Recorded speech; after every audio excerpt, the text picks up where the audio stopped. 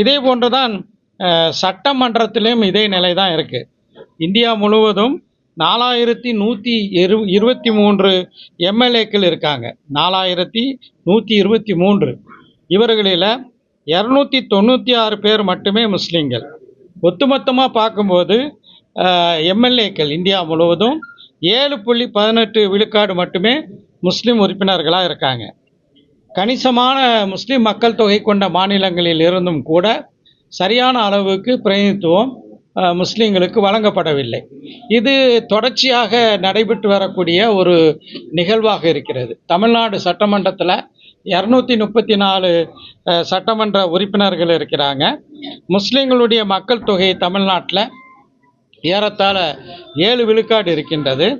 ஆனால் இந்த சட்டமன்றத்தில் 234 இப்போதைய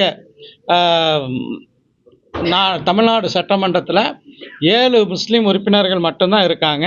ஆனால் உண்மையிலேயே இதற்கு 2 மடங்கு அதிகமாக 14 முஸ்லீம் சட்டமன்ற உறுப்பினர்கள் தமிழ்நாடு சட்டமன்றத்தில் இருக்க வேண்டும்.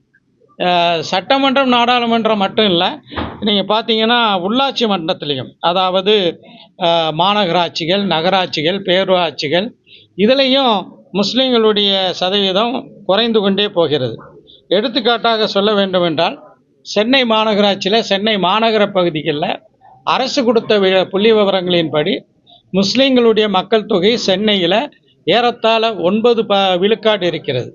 அப்போ 200 எம்சிக்கள், அதாவது 200 வார்டு உறுப்பினர்கள் சென்னை மாநகராட்சியில் இருக்காங்க. இந்த 200 பேரில் 10%, 9%னா குறைஞ்சது 9%னே வச்சுக்கிடுவோம். 18 முஸ்லீம் வார்டு உறுப்பினர்கள் இருக்கணும். ஆனால் இருப்பது 4 வார்டு உறுப்பினர்கள் தான். கோயம்புத்தூர், திருச்சி, மதுரை, திருநெல்வேலி, இதுலேயும் இதே நிலை தான்.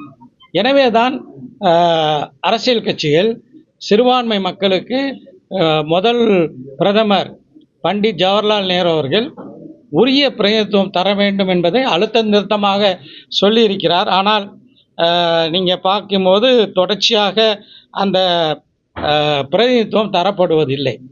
இதே போல தான்